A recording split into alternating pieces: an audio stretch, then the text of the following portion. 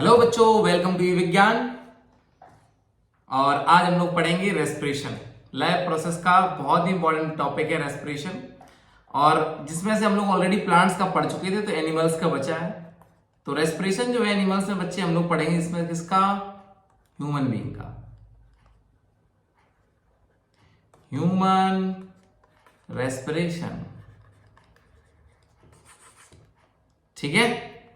तो human respiration से पहले एक बात जान लो बेटा, रेस्पिरेशन जो होता है हम लोग ब्रीदिंग ना समझ लें, क्योंकि breathing is a different exercise and respiration is a different exercise. ऐसे समझो, जैसे ब्रीदिंग क्या होती है?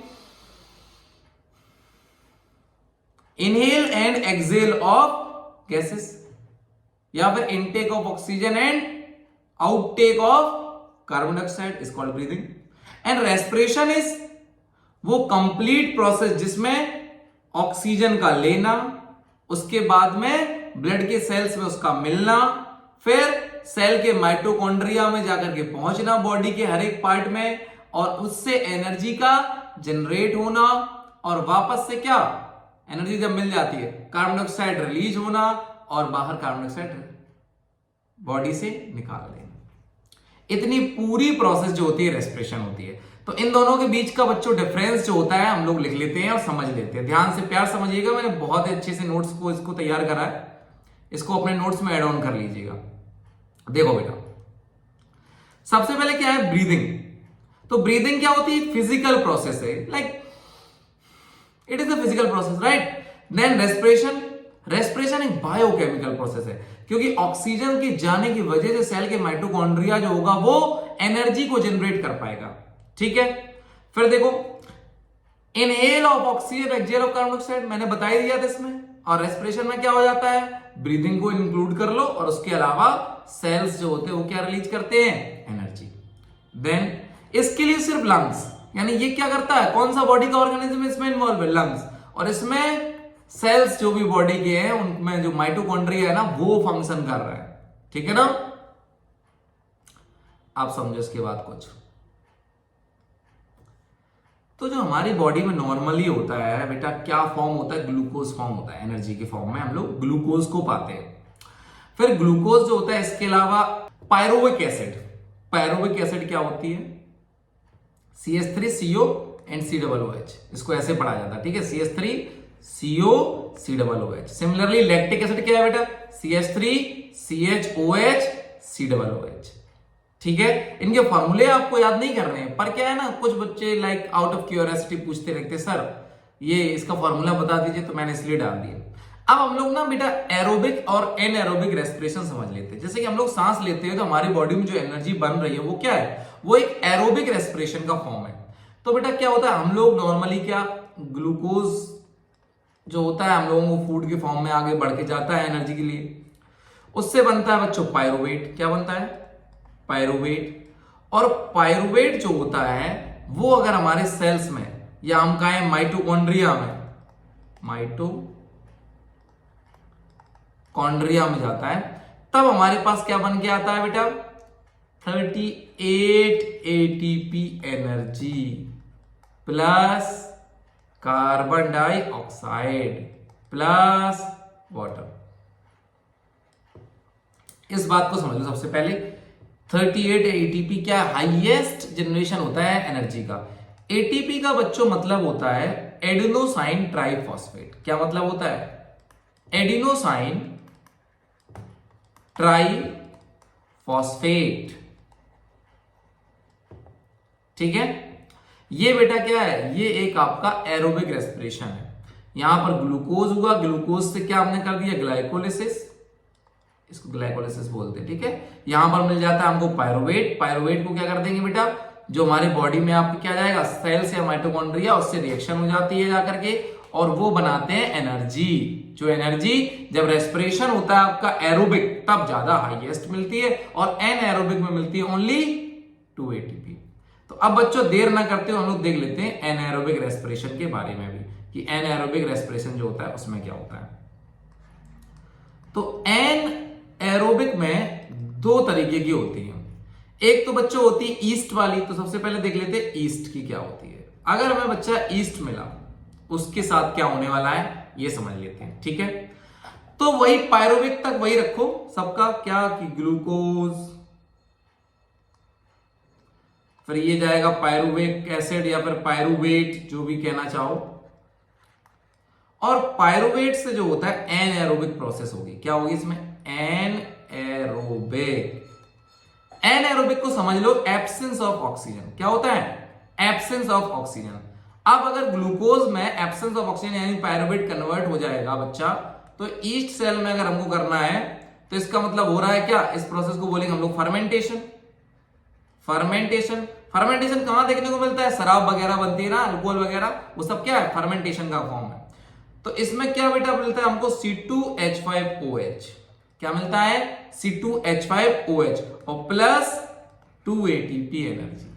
इसको याद रखना, ये आपका मिलता है कब? जब पायरुविक एसिड से रिएक्ट होता है आगे जाके ईस्ट। ईस्ट याद है ना? फर्मेंटेशन। इसको याद कर लो बच्चों, समझ लो अच्छे से।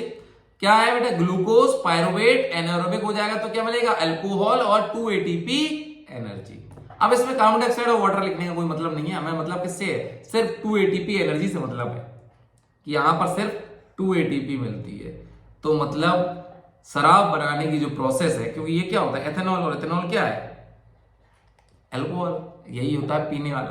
तो इस प्रोसेस में हमको कितनी एनर्जी मिलती है? ओनली 2 ATP एनर्जी जो होती है वो बाहर रिलीज होती है।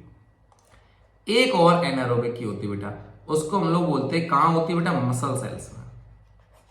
क्या होता है ना, जब हम लोग एक्सेसिव ऑफ एक्सरसाइजेस करते हैं ना, तो जब हम लोग एक्सेसिव ऑफ एक्सरसाइजेस करते हो बच्चे, तब क्या होता है? हमारे मसल सेल्स को ज्यादा ऑक्सीजन चाहिए होती है, लेकिन हमारे नॉस्ट्रल्स हुए, लंग्स हुए, वो तो उतना ही कर पाएंगे ना, ज्यादा तो कर नहीं पाएंगे। हालांकि सांसें हमारी तेज हो जाती है, पर एक टाइम होता है उससे ज्यादा हमें नीड होती है। और बॉडी की सेल्स जो होती है, बॉडी क्योंकि बड़ी है, स्पेशलाइज्ड सेल्स है हमारे, और उनको ऑक्सीजन उनकी रिक्वायरमेंट फिल नहीं हो पाती है। तो उनकी रिक्वायरमेंट फिल करने के लिए अगेन ये जो पायरुवेट है, इसके आगे चलते हैं हम लोग, और इसमें क्या कर देंगे? इन सेल्स होती है, मसल सेल में होती है ये reaction, muscle cells in absence of या फिर लैक ऑफ ऑक्सीजन, दोनों लिख सकते हो, लैक ऑफ ऑक्सीजन। इसमें क्या मिलता है आपको? इसमें भी आपका लैक्टिक एसिड बनता है। क्या बनता है बेटा? लैक्टिक एसिड, जिसकी वजह से क्या होने लगते हैं? मसल क्रैम्प हो जाते हैं, और सेम एयर 2 ATP एनर्जी। ठीक है, समझ गए? कोई दिक्कत? कोई दिक्कत नहीं। अब लैक्टिक एसिड का काम क्या है? क्रैम्प्स होना। आपने देखा वो खिलाड़ी जो होते हैं कहीं पे खेल रहे होते हैं गेम्स, क्रिकेट वगैरह में, और अचानक से उनकी मोच सी फील हो जाती है, उन लोगों को क्या लगने लगता है कि मसल पुल हो गया। क्या कहते हैं? मसल पुल।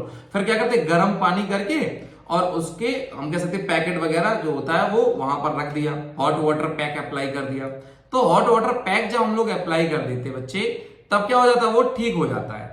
तो ये होती है प्रोसेस कब? जब मसल सेल्स को ज्यादा ऑक्सीजन नीड होती है और उनको पहुंच नहीं पाती है, तो लैक्टिक एसिड क्रिएट हो जाता है, जिसकी वजह से क्रैम्प्स जो होते हैं वो हो जाते हैं। ठीक है, आओ बच्चों हम आगे चलते हैं। Human respiration, nasal cavity, nostrils. Nostril से ये जो पूरा पार्ट है ना, जहां से होते हुए नाक से एयर जा रही है, वो नजल कैविटी है। ये अपना थ्रोट होता है, माउथ कैविटी, और फिर अंदर थ्रोट। फिर इसके बाद मिलता है हमको फेरिंक्स। फेरिंक्स क्या होता है? जहां पर जब नजल कैविटी और माउथ कैविटी आपका मिलता है, उसको हम लोग बोलते हैं फेरिंक्स। फिर होता है बच्चा लैरिंग्स। लैरिंग्स क्या होता है बेटा? हमारा वॉइस बॉक्स, याद रखिएगा इसको भी, वॉइस बॉक्स। इसके बाद क्या है बच्चा? ट्रैकिया। ट्रैकिया हमारा विंड पाइप के नाम से भी जाना जाता है। इसका नाम क्या होता है? Wind pipe. तो विंड पाइप किसका नाम है बेटा? ट्रैकिया। ट्रैकिया, किया किया, वो किया, विंड पाइप ने ट्रैकिया किया, याद है ना? फिर देखो यहां पर होते हैं बेटा रिंग्स ऑफ कार्टिलेजेस। ये इस तरीके से होती है जिससे क्या हो जाएगा? कोलैप्स नहीं होने देते हमारे विंड पाइप को, यानी बंद नहीं होने देते विंड पाइप को, हमेशा ओपन रहता है। ठीक है, लंग्स में एयर जाने के लिए। तो it prevents in collapse of trachea. फिर देखो बच्चा, ये दो में डिवाइड हो जाते हैं। ब्रोंकस होता है एक, लेकिन दो है तो इसलिए इनको क्या बोलेंगे हम लोग?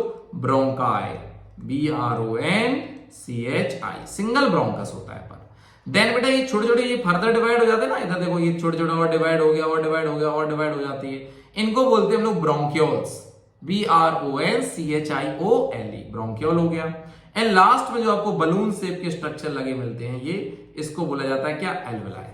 इस स्ट्रक्चर को सही समझने के लिए एक कलर्ड वाला स्ट्रक्चर देखते हैं, उसमें से आप लोग एक बार ध्यान से देख के समझिएगा। देखो बच्चा, क्या है ये? नजल कैविटी, नोज से ये एयर जा रही है। ये क्या है बच्चा, माउथ कैविटी, यहां से भी आ जा सकती है, यहां पर जुड़ गए जाके दोनों कैविटीज, तो क्या हो जाएगा, ये फेरिंग्स हो जाएगा। अभी बताया था आपको, right now I have told you all these thing. Then ये आ गया आपका ट्रैकिया बच्चा, ये पाइप जो है वो क्या है, ट्रैकिया है। उससे ऊपर देखो यहाँ पर क्या लगा है, ये लगा है आपका लैरिंग्स, जिसको हम लोग बोलते हैं वॉइस बॉक्स, अभी मैंने बताया आपको। आगे देखो बच्चा क्या है, एयर आपके आगे जाती है तो फिर क्या हो जाती है, डिवाइड हो जाती है दो जगह पर, एक ये रहा और एक ये रहा। इनको हम लोग एक को ब्रोंकस बोलते हैं, दोनों को ब्रोंकाई बोलते हैं। फिर जब फर्दर डिवीजन हो जाता है इनका तो क्या बोलने लगते हैं, इनको ब्रोंक्यूल बोलने लगते हैं। Done. And last part is the alveolar sac. Alveolar sac यानी ALVEOLI, एल्वेलाई कहो या फिर एल्वेलर सैक, यानी ये एक इस तरीके का सैक या बलून टाइप का ऑर्गन होता है जो कि डिफ्यूजन करता है एयर का ब्लड में, ठीक है ना। एयर यानी कि ऑक्सीजन को डिफ्यूज कर देता है हमारे ब्लड में, ठीक। और ब्लड फिर क्या हो जाता है, ऑक्सीजनेटेड ब्लड। ये फंक्शन आपके यहां पर होते हैं। रिब्स क्या करते हैं बच्चा, रिब्स जो होते हैं वो हमारे लंग्स को डैमेज से प्रोटेक्ट करते हैं। यहां पर आपका होता है डायफ्रैगम। डायफ्रैगम क्या करता है, डायफ्रैगम जो होता है बेटा, जब एयर जो आपकी जैसे हवा हमने सांस ली तो चेस्ट कैविटी हमारे यहाँ पर और इंक्रीज होती है, चेस्ट कैविटी तो बढ़ती है साथ साथ यहाँ भी बढ़ रहा है ना, तो ये पार्ट क्या, ये एयर एक्सेस ऑफ एयर हमारी बॉडी में ना मिले इसलिए डायफ्रैगम यहाँ पर लगाए तो वो यहीं की यहीं रहे, भर जाए और फिर वो वापस निकल जाती है। वहीं सांस लेते हुए आपने एक चीज फील करी होगी कि चेस्ट कैविटी इंक्रीज होती है, क्यों, क्योंकि अल्वेलर सैक पूरे में मिलियंस ऑफ अल्वेलर सैक हमारे लंग्स में प्रेजेंट है, जिनकी वजह से चेस्ट कैविटी होती है क्या हो जाती है, ब्रॉड हो जाती है। तो वो आपके क्या चेस्ट को ज्यादा ब्रॉड दिखाने लगती है, जैसे हम लोग बाहर सांस छोड़ते हैं वैसे चेस्ट कम हो जाता है। ये आपके इसका पूरा फंक्शन था। इसके बाद बच्चा क्या होता है, फिशेस किससे लेती है सांस, गिल्स से लेती है। फिश का याद कर लेना, गिल्स के थ्रू लेती है सांस। और फ्रॉग जो होता है वो क्या करता है, मॉइस्ट स्किन से भी ले लेता है, ये तो अपनी मॉइस्ट स्किन से भी ले लेता है और माउथ के थ्रू भी लेता रहता है अपने, ठीक है ना। अच्छा, क्यों, पानी के अंदर हुआ तब ऐसे ले लेगा स्किन से, बाकी इससे ले लेगा। अच्छा, जो आपके अर्थवॉर्म्स होते हैं, अर्थवॉर्म क्या करते हैं, अर्थवॉर्म में बच्चों क्या होती है, स्केलिन होती है। जैसे ये मान लो अर्थवॉर्म है तो इसमें क्या ऐसे लाइन होती है ना, तो ये जो लाइन होती है बहुत ही काम की है, ये स्केल्स इनके थ्रू आपके ये सांस लेता है, ठीक है ना, याद रखना, इंपॉर्टेंट है ये। तो इस तरीके से ये सब अपनी सांस ले रहे होते हैं। और किसी का अगर आपको पता हो तो कमेंट में डालिएगा किस तरीके से कौन सांस लेता है। जैसे एक मैं क्वेश्चन डाल दे रहा हूं कि मॉस्किटो जो है वो कैसे सांस लेता है, ठीक है। तो ये आपका काम है, मॉस्किटो कैसे सांस लेता है मुझे बताओगे। और इस चैप्टर के लिए रेस्पिरेशन हम लोग यहां पढ़ चुके हैं। अब हम लोग पढ़ेंगे ट्रांसपोर्टेशन। ट्रांसपोर्टेशन बहुत ही अच्छा एक सिस्टम है जिसमें हम लोग प्लांट्स के ट्रांसपोर्टेशन को पहले पढ़ेंगे और एनिमल्स के ट्रांसपोर्टेशन को बाद में पढ़ेंगे। कोशिश करेंगे जल्दी से जल्दी वीडियो लाने के लिए। तब तक के लिए जय हिंद। और हाँ, तो ये आपका काम है कि इसको कंप्लीट करो, समझो और अपने नोट्स में ऐड कर लो, और बाकी शेयर करो इस वीडियो को अपने फ्रेंड्स के साथ और सब्सक्राइब करो अपने चैनल को एंड लाइक, वीडियो तो लाइक कर दो यार, ठीक है ना। जय।